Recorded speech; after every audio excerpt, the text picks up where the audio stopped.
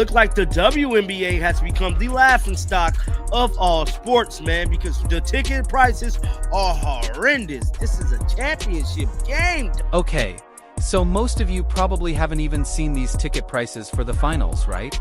We're talking about seats for every single game, even Game 7, costing less than your average fast food meal. It's insane. You know something's off when you can grab a WNBA Finals ticket for around $25. Seriously, that's not a typo. So how did a season the league called its most successful ever end up with empty arenas and tickets cheaper than a movie night?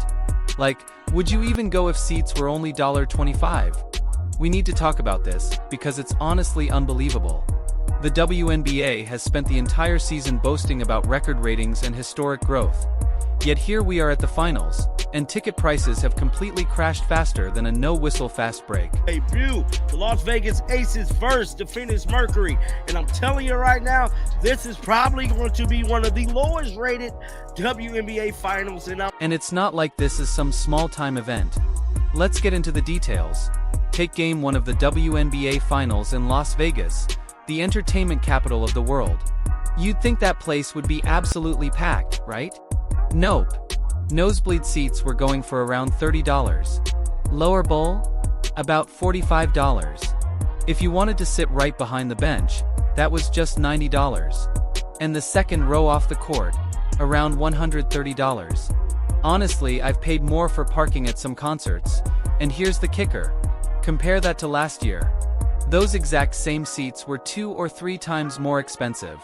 Courtside last year was about $2,000, and this year you can grab one for just under $1,000 if you're feeling fancy. Behind the basket, prices are in the $800 range. Probably the only part of the arena that's even close to selling out. What's wild is that these aren't even reseller prices.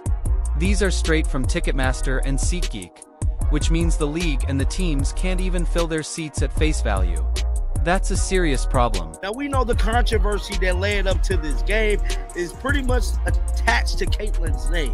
That is the Las Vegas Aces actually knocking off Caitlin Clark and the Indiana Fever. Well, Caitlin did not play, but we know the referees kind of had a hand in that, we should say, with kind of making sure the Las Vegas Aces was pushed to making it to the finals. Not to mention, we got none other than Dewana Bonner, former Indiana Fever, quit the team herself in the talk and conversation of this WNBA Finals, and more importantly, her significant other, Alyssa Thomas, has found herself in some hot water as well, but not really speaking about the current. Now, it's not like Vegas doesn't love basketball. The Aces have been on fire. Aya Wilson is putting up superstar numbers, and Chelsea Gray and Kelsey Plum are pure showtime. Plus, they're facing the Phoenix Mercury, a team that actually fought its way back into relevance. But here's the truth, and it's a tough one.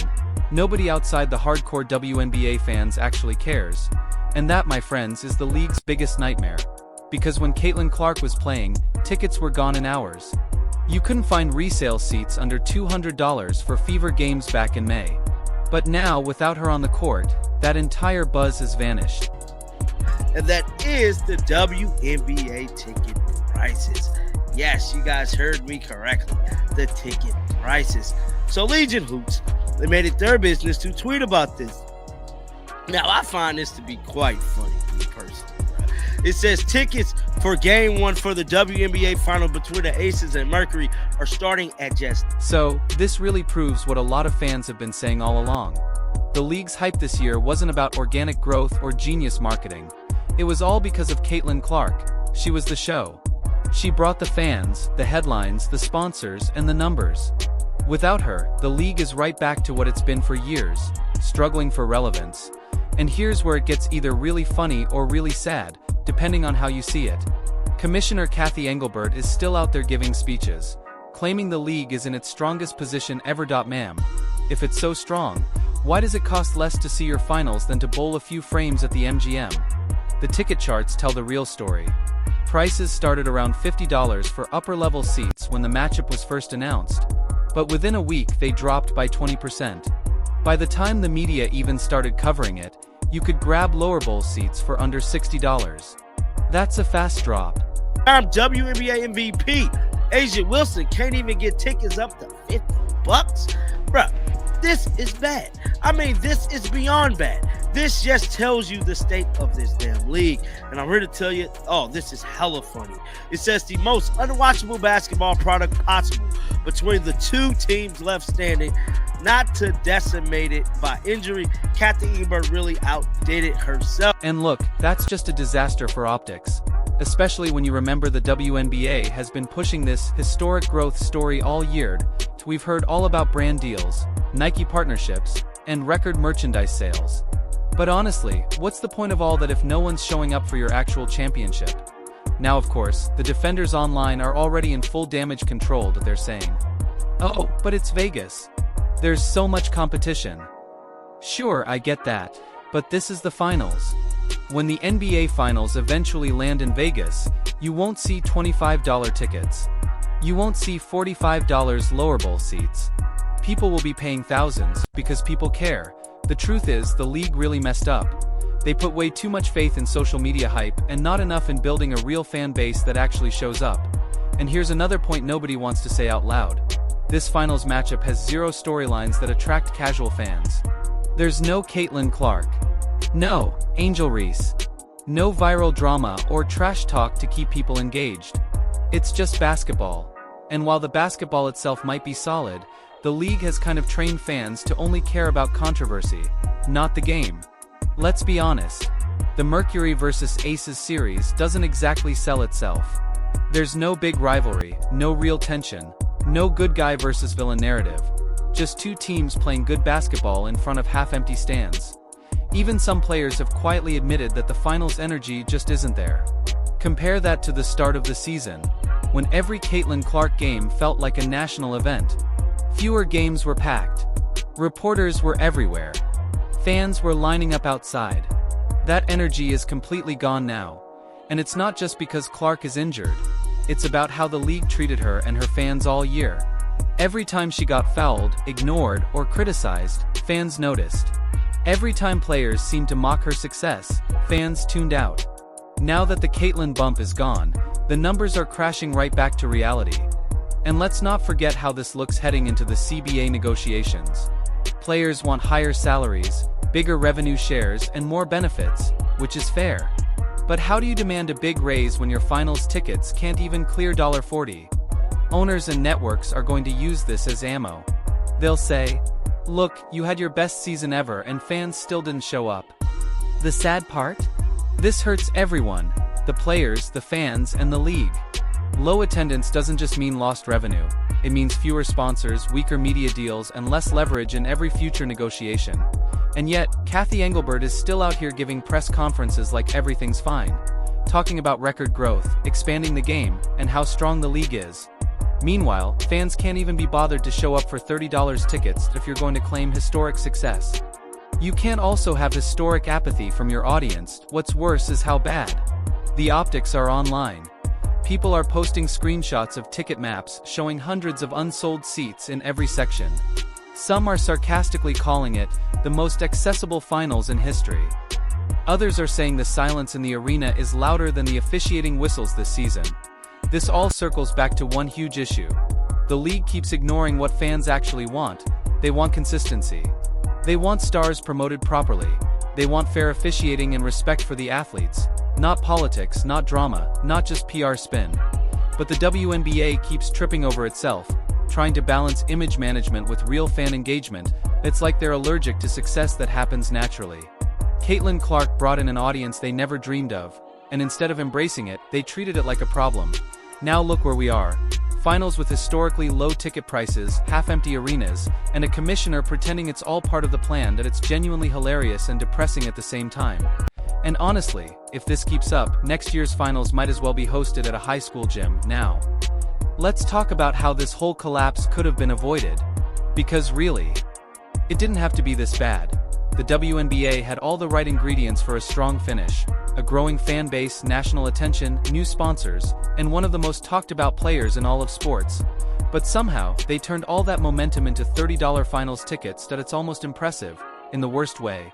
For months, Cathy Engelbert and her team were patting themselves on the back, acting like they cracked the code to women's basketball. Every press conference sounded the same. The numbers are up. The brand is strong. We're growing faster than ever. But behind all those slogans, the product itself didn't actually change. Same limited marketing. Same officiating complaints. Same dull broadcast angles. They thought hype alone could carry the finals, and now reality just punched them in the face. Even the players know it. Sophie Cunningham, Nafisa Collier, and Aya Wilson, they've all taken turns calling out the leadership. And instead of fixing the issues, Engelbert keeps holding listening sessions and forming task forces. Great. Another committee. Because that's exactly what every struggling league needs, more meetings and less action. The truth is, the league refuses to face the one thing that's painfully obvious. Fans came for Caitlin Clark, not for the WNBA. That's the uncomfortable truth nobody wants to say. Without her, there's no spark, no drama, and no one drawing millions of viewers. The finals should feel like the peak of the season, not the hangover after the party. Now the marketing team is scrambling to post highlights, push storylines, and flood social media with empowerment hashtags. But honestly, it's too late. You can't hashtag your way out of empty seats. And this whole cheap ticket spin? Pleased that they're calling it making the finals accessible for all fans. No, it's making the finals look desperate. Accessibility is when you sell out and open more seats, not when you slash prices 70% because no one's buying. Even ESPN doesn't seem excited. The coverage feels half-hearted, the crowd shots look awkward, and rows of empty chairs behind the broadcast booth kill the energy on TV. For a league that constantly talks about momentum, these finals feel like someone slammed on the brakes. And the funniest part? They can't even blame the economy. The same fans paying hundreds for concerts, UFC fights, or college football games are skipping this. That it's not about money.